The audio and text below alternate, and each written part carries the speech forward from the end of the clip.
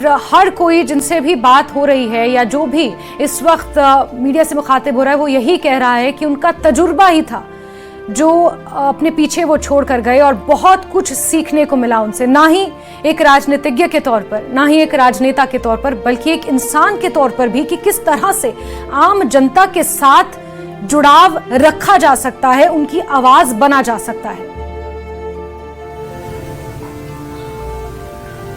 देखिए, ओम प्रकाश चौटाला सिर्फ एक ऐसे शख्स नहीं थे जो राजनीति करते थे। वो अपने व्यक्तिगत जीवन में भी बहुत शिष्टाचार से रहते थे और उनका जो खान पान है उसकी भी बात करें, सात्विक खाना खाते थे, कभी चाय नहीं पीते थे, धूम्रपान नहीं करते थे, शराब नहीं पीते थे। उनका जो खुद के नियम थे वो अपने व्यक्तिगत जीवन में तो थे ही, लेकिन जहाँ तक राजनीति की बात है, राजनीति में भी उन्होंने कभी भी हताशा नाम का शब्द अपने जीवन में नहीं आने दिया। हमेशा एक्टिव रहते थे।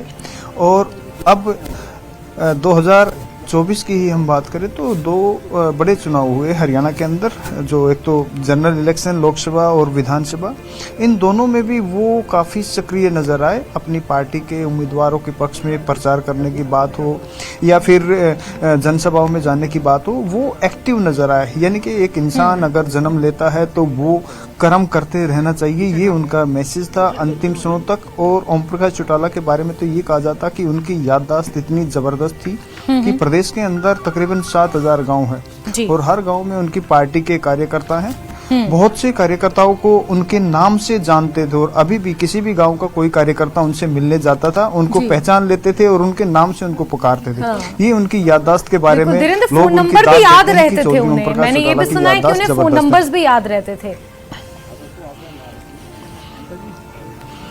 फोन नंबर याद रहते थे। किसी से कोई मुलाकात हो जाती थी, चाहे वर्षों पहले किसी से कोई मुलाकात हुई, उस मुलाकात में अगर कोई व्यक्ति दोबारा उनसे मिलता था तो वो उसको याद रखते थे। और अगर वो व्यक्ति उनसे रूबरू होकर ये बताए कि मैं आपसे उस साल वहां मिला था, तो वो उस संदर्भ को भी बाकायदा याद रखते हुए याद दिलाते थे कि हाँ, मुझे पूरा याद है। तो ये उनकी जो याददाश्त के बारे में, श्रवण शक्ति के बारे में हम बात करें तो काफी जबरदस्त थी। और सबसे जो अनुकरणीय चीज थी ये थी कि वो अपनी जिंदगी में कभी ठहरे नहीं, चलते रहे। सुबह जल्दी उठना, रात को अपना चमच से खाना खाना और फिर जो कार्यकर्ताओं से मुलाकात है, जो शेड्यूल है, उन शेड्यूल पे समय पे पहुंचना। एकमात्र ऐसे नेता हैं जिनके बारे में ये कहा जाता है कि वो अपने तय समय पर हर कार्यक्रम में पहुंचते थे, चाहे वो मुख्यमंत्री रहे हैं या फिर विपक्ष में रहे हैं या फिर अभी जब 10 साल का उनको सजा हुई थी उस दौरान भी वो जेल में रहते भी उन्होंने अपने नियमों से कोई समझौता नहीं किया, चाहे उनके खाने पीने की बातें हो या फिर परहेज की बात हो, हमेशा परहेज रखते थे। और इस तरह का उनका राजनीतिक जीवन नहीं था जो आमतौर पर हमें नेताओं के बारे में सुनना पड़ता है कि उनके बारे में आरोप प्रत्यारोप बातें लगती हैं। ओम प्रकाश चौटाला के बारे में कोई इस तरह की बातें नहीं करता। हाँ, वो अपने जो उनकी कार्यशैली थी, जी बिल्कुल बिल्कुल धीरेन्द्र अपनी कार्यशैली के लिए जाने जाते थे। और एक अच्छे नेता की पहचान यही होती है, एक नेता को सबसे बड़ा वही बनाता है कि वो अपनी जनता को किस तरह से रखता है, जनता के साथ जुड़ाव किस तरह से रखता है। तो ओम प्रकाश चौटाला का ये जनता के साथ जुड़ाव ही था जो आज हम इन तस्वीरों में देख रहे हैं कि हर कोई भी ऐसा नहीं है धीरेन्द्र। और साथ ही साथ चाहे केंद्र की राजनीति की बात की जाए, प्रदेश की राजनीति की बात की जाए, शायद ही कोई ऐसी शख्सियत है जिन्होंने ओम प्रकाश चौटाला को श्रद्धांजलि ना दी हो। अगर खुद नहीं आ पाए तो सोशल मीडिया हैंडल के जरिए, अपने बयानों के जरिए, मीडिया के जरिए अपनी श्रद्धांजलि पहुंचाई है। हाँ, देखिए, बड़े बड़े शख्स हैं, राजनीति के सभी दिग्गज हैं, उन्होंने उनको श्रद्धांजलि दी है। और ऐसा नहीं कि ओम प्रकाश चौटाला एक क्षेत्रीय पार्टी के सुप्रीमो थे तो उनका महत्व कम हो जाता है। ओम प्रकाश चौटाला एक सूत्रधार रहे हैं तीसरे मोर्चे की देश की राजनीति में, चाहे चंद्रबाबू नायडू की बात हो, जनता दल यूनाइटेड की नीतीश कुमार की बात हो या फिर इंडियन नेशनल लोक दल प्रकाश सिंह बादल। तो बहुत सारे राजनीतिक दल हैं जो जिनको एक छत्र, एक मंच पर लाने का श्रेय भी चौधरी ओम प्रकाश चौटाला को जाता है। तो सिर्फ राष्ट्रीय राजनीति की बात अगर हम करें तो ऐसा नहीं कि जो चौधरी देवीलाल जो लाइन खींच के गए थे उन्होंने छूने का प्रयास नहीं किया, बल्कि उनके कदमों पर चलते हुए ओम प्रकाश चौटाला ने भी बेहतर प्रयास किए देश की राजनीति में आगे बढ़ने के। और अब उनके परिवार जो चौधरी देवीलाल की जो विरासत थी उसको आगे बढ़ाया ओम प्रकाश चौटाला ने। अब उनकी जो आने वाली पीढ़ियां हैं, चाहे उनके बेटे हैं दोनों अजय सिंह चौटाला और अभय सिंह चौटाला, हरियाणा की राजनीति में बेहतर सक्रिय हैं। और अब तो उनके पोते हैं जो चाहे दुष्यंत चौटाला की बात करो, प्रदेश के डिप्टी सीएम बन चुके हैं। अभी आदित्य चौटाला है, उनके छोटे भाई जगदीश चौटाला के बेटे हैं, वो अभी इंडियन नेशनल लोकदल के विधायक है डबवाली से। इनका पोता है अर्जुन चौटाला, वो भी विधायक है। तो कह सकते हैं कि इनके जो राजनीतिक तौर पर चौटाला परिवार एक बड़ी विरासत ओम प्रकाश चौटाला छोड़कर गए। बिल्कुल बिल्कुल धीरेन्द्र, राजनीति में उतार चढ़ाव इसी तरह रहते हैं, लेकिन उससे ऊपर उठकर जो ओम प्रकाश चौटाला की शख्सियत थी उसी को हर कोई याद कर रहा है। हम किसी के भी बयान उठाकर सुन लें, इससे पहले मैं यही कह रही थी कि राजनीतिक प्रतिद्वंदता तब तक होती है जब तक आप सक्रिय राजनीति में होते हैं, लेकिन उसके बाद जब आप उम्र के एक ऐसे पड़ाव में होते हैं तो जो सक्रिय राजनीति में होते हैं वो सिर्फ आपसे सीख ले सकते हैं, आपके तजुर्बे से वो सीख सकते हैं कि किस तरह से जनता के लिए काम करना है, हरियाणा की जनता के लिए काम करना है। देखिए, वो जो अपने दैनिक जीवन में जो उनकी दिनचर्या रहती थी वो उसको जिस शिद्दत से फॉलो करते थे, यानी कि सुबह उठ के चाहे उनका कार्यकर्ताओं से मिलने का कार्यक्रम हो या फिर किसी जनसभा रैली के अंदर, वो तय समय पर पहुंच जाते थे।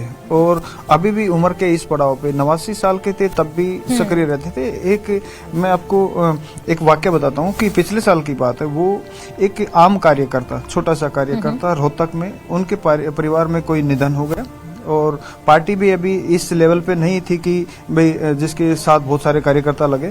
और व्यक्तिगत तौर पर चौधरी ओम प्रकाश चौटाला उस व्यक्ति के घर पहुंचे शोक प्रकट करने के। जब हमने पूछा तो उनसे, उन्होंने कहा कि मैं एक सामाजिक इंसान हूं, राजनीतिक बेशक हूं लेकिन एक सामाजिक इंसान हूं। मेरे अच्छे संबंध रहे हैं इस परिवार के साथ, जो बच्चे हैं इनके साथ तो नहीं है लेकिन इनके पिता और दादा के साथ रहे हैं। तो मैं कभी भी नहीं भूलता जो सामाजिक जिम्मेदारियां हैं, चाहे भाई अगर समाज में हम रहते तो इनको हमें पूरा करना चाहिए। तो वो चीजें, ये एक छोटे से कार्यकर्ता के घर जाने से भी गुरेज नहीं रखते थे। ऐसा नहीं कि राजनीतिक तौर पर कोई मजबूत कार्यकर्ता हो उसी के घर जाते हैं, ये एक आम कार्यकर्ता उसके घर भी जाते हैं। तो यही ओम प्रकाश चौटाला को बाकी राजनीतिक लोगों से अलग करती है कि वो प्रदेश के अंदर जितने भी क्षेत्र हैं, जैसे कभी अहिरवाल की बात चलती, कभी वाली बेल्ट की, कभी बागपत की, कभी जीटी रोड बेल्ट की, तो आमतौर पर ये आरोप लगते रहते हैं हरियाणा की राजनीति में कि फला नेता ने फला एरिया का। लेकिन ओम प्रकाश चौटाला के बारे में ये कहा जाता कि उन्होंने अपने कार्यकर्ताओं को सबसे ऊपर रखा है, वो किसी भी जिले, किसी भी क्षेत्र के रहने वाले हो। बिल्कुल बिल्कुल, सबसे बड़ी खासियत थी इनकी। बिल्कुल धीरेन्द्र, और राजनीति में ही नहीं बल्कि समाज के लिए भी उन्होंने बहुत बड़े बड़े काम किए। अगर हम जिस गुरुग्राम की आज बात करते हैं, जो हमारे देश का एक इतना प्रसिद्ध औद्योगिक क्षेत्र बन चुका है, गुरुग्राम आईटी हब आज की डेट में बन चुका है, ट्रंप टावर जैसी बड़ी बड़ी बिल्डिंग्स आज गुरुग्राम में हैं, महंगे से महंगे फ्लैट्स उसी गुरुग्राम की नींव कहीं ना कहीं अगर देखा जाए धीरेन्द्र तो ओम प्रकाश चौटाला ने ही रखी थी। देखिए, गुरुग्राम की भी नींव रखी है आधुनिक हरियाणा के निर्माण में। चौधरी बंसीलाल और चौधरी ओम प्रकाश चौटाला का बहुत बड़ा योगदान रहा है। अभी हम खेलों की जहां तक बात करें, पूरी दुनिया भर में ये माना जाता है कि हरियाणा की खेल नीति सबसे अच्छी है, लेकिन इसका श्रेय चौधरी ओम प्रकाश चौटाला को ही जाता है। 1999 के जब ओलंपिक हुए थे 2000 के, तब उस वक्त कर्णम मल्लेश्वरी कांस्य पदक जीत के आई थी भारोत्तोलन में, वेट लिफ्टिंग में। तो तब ओम प्रकाश चौटाला ने सबसे पहले घोषणा की थी कि हरियाणा का कोई भी प्रतिभागी अगर मेडल जीत के आता है तो उसको प्रोत्साहन राशि दी जाएगी। 1 करोड़ रुपए ओम प्रकाश चौटाला ने उस वक्त स्वर्ण पदक विजेता के लिए घोषित किए थे। और बाकायदा कर्णम मल्लेश्वरी हरियाणा की बहू थी, इसलिए उनको भी 25 लाख रुपए का इन्होंने इनाम दिया था। उसके बाद से हरियाणा की खेल नीति बनी, जिसे आगे भूपेंद्र सिंह हुड्डा ने भी बढ़ाया और अब भारतीय जनता पार्टी की सरकार ने भी बढ़ाया। तो कहीं ना कहीं जो खेलों को बढ़ावा देने के लिए ओम प्रकाश चौटाला का कोई सानी नहीं है। उन्होंने सबसे पहले ये विजन लेके आए थे। दूसरी सबसे बड़ी बात ये होती कि आम आदमी कैसे सरकार के दरवाजे पर जाए। हर कोई चंडीगढ़ पंचकुला नहीं जा सकता, इसलिए खुद ओम प्रकाश चौटाला ने एक ऐसा प्रयास किया था कि सरकार आपके द्वार, यानी कि पूरी की पूरी मशीनरी गांव के अंदर जाती थी। वहीं पर ये बैठ के गांव की समस्याएं सुनते थे, उनका समाधान करते थे, और गांव को कोई बजट एलोकेट करना होता तो मौके पर ही निर्देश देते थे। ये उन्होंने शुरुआत की थी। और इसके अलावा जो कुछ छोटे मोटे अदालती मामले थे उनके निपटारे के लिए भी अदालत आपके द्वार, ये कार्यक्रम भी ओम प्रकाश चौटाला के कार्यकाल में शुरू हुआ था। तो बहुत से अच्छे काम इन्होंने किए, नजीर पेश की जा सकती है हरियाणा की उन चीजों को लेकर। बिल्कुल धीरेन्द्र, इसमें कोई दो राय नहीं है कि हरियाणा में ना ही सिर्फ बतौर सक्रिय राजनेता उन्होंने एक अहम भूमिका अदा की, बल्कि हरियाणा को विकसित बनाने, हरियाणा के उत्थान के लिए, हरियाणा को पिछड़ा राज्य की एक श्रेणी से विकसित राज्य की एक श्रेणी में लाने तक एक बड़ा योगदान रहा है ओम प्रकाश चौटाला का। और आज क्योंकि वो हरियाणा की राजनीति में नहीं है, हरियाणा की जनता उन्हें मिस कर रही है, पूरे हरियाणा में शोक की लहर है। धीरेन्द्र, आपसे जुड़ते रहेंगे और किस तरह की तस्वीरें इस फार्म हाउस पर तेजा